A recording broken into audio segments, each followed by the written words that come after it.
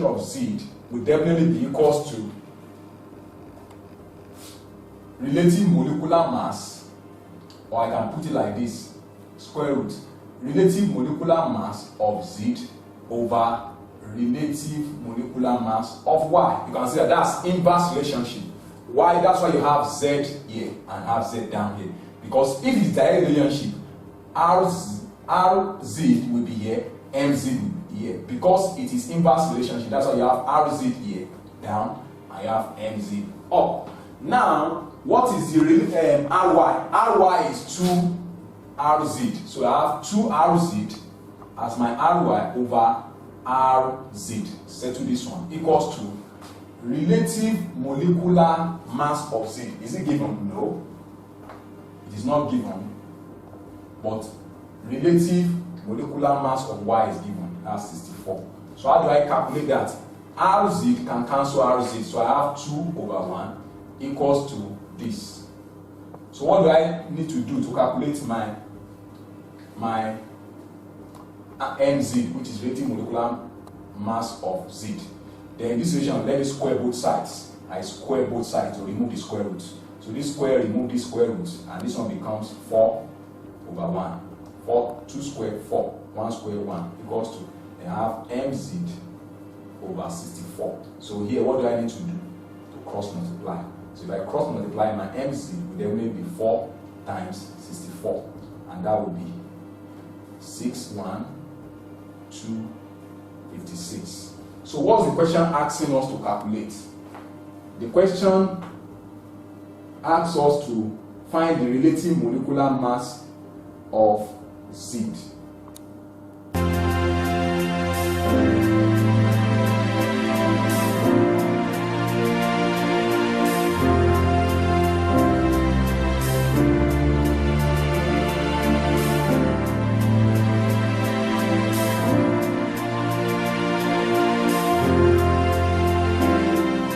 Now, the next question. What is the percentage of sulfur in sulfur 4 oxide? So it's talking about percentage by mass. So percentage of sulfur in sulfur 4 oxide. You know, sulfur is 32, then sulfur 4 oxide is this. So where sulfur is 32 and oxygen is 16. So percentage by mass of sulfur in this will be sulfur over SO2 times 100 over 1. Now in this situation, I'm going to have sulfur. Sulfur is 32. Then sulfur here is 32 plus 2 of 16 times 100 over 1. So in this situation, I'm going to have 32 over 32 plus 32 times 100 over 1. So this one will definitely be 32 over 64 times 100 over 1. 32 here 1, 32 here 2. So 2 here 1, 2 here 50. So it will definitely be 50%. So the percentage of sulfur in sulfur 4 oxide is 50%. That is option A, 50%. Then the next question is talking about question 10 is a gas X diffuses twice as fast as Y. If the relative molecular mass of X is 32, what is the relative molecular mass of Y? So this one is also a repeated question. Here, it's saying that a gas X diffuses twice as fast as Y. So automatically, rate of diffusion of X is 2 times rate of diffusion of Y. That's the mathematical statement, which is Rx equals to 2Ry. So the question also says that if the relative molecular mass of X is 32, so they give us relative molecular mass of X to be 32. The question asks us to calculate the relative molecular mass of Y. So in this situation, we also apply that same formula, which says that rate of diffusion of a gas, or this time around X over rate of diffusion of Y, will definitely be equals to, is inversely proportional to this. So automatically My will definitely come up, then Mx goes down. So what is Rx? Rx will definitely be 2Ry over over Ry equals to My. That's what we are looking for. Then over Mx. What is Mx? 32. So in this situation, Ry can cancel Ry. So you have 2 over 1 equals to, then you have square root of My over 32. So what do you need to do? Square both sides to remove the square root. This one can remove the square root, then this one becomes 4 over 1 equals to My over 32. So in this situation, you cross multiply. So our My will definitely be 32 times 4, and that will give us 128. So My will now be equals to 120. That means the relative molecular mass of Y is 28. So we go to our option and we look at the option. So A 64, B 128, C 6, D 16. So the answer will definitely be B, that is 128. Now, question 11.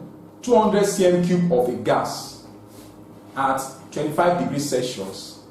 Exert the pressure of this. So we are given V1 to be 200 cm cube.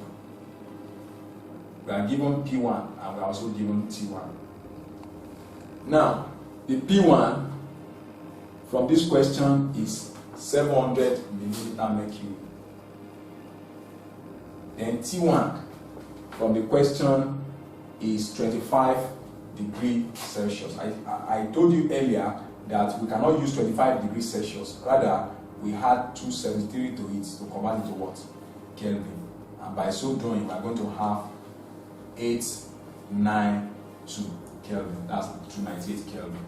Then we also have, the question has to calculate its pressure if its volume increases to, so we have V2 is 350 centimeter cube. The question has to calculate P2. Then T1, T2 rather, is, what is our T2? Our T2 is 75. So 75 degrees Celsius, which is same thing as 273 plus 75. So that will give us 843 Kelvin.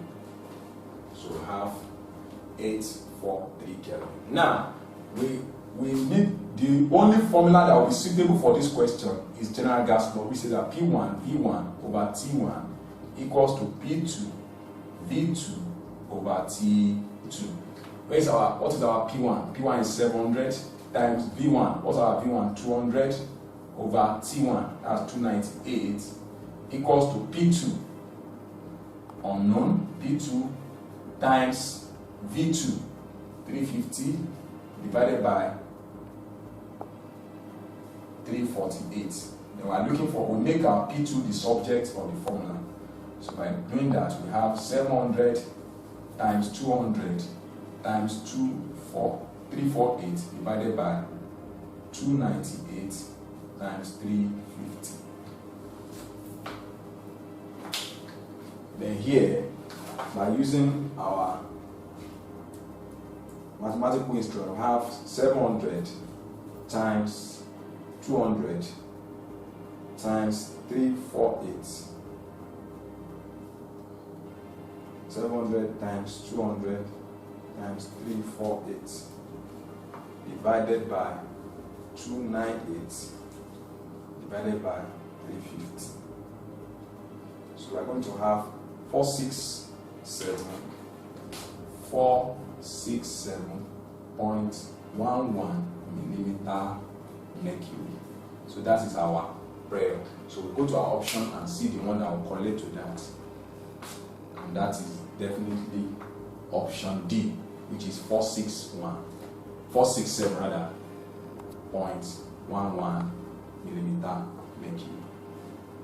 The next question is question 12, which says that what is the molecular formula of a compound with empirical formula of CH2 and vapor density of 42? In this situation, this one is talking about relationship between empirical formula and molecular mass. There is a relationship between the empirical formula, everything affected by subscript n is definitely equals to what?